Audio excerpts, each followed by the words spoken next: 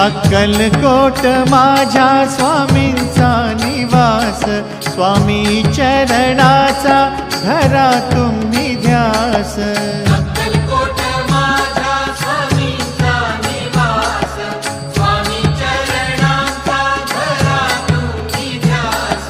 जारे जारे सारे स्वामी दर्शनाला, स्वामी पूजनाच्या सोहळ्याला, स्वामी पूजनाच्या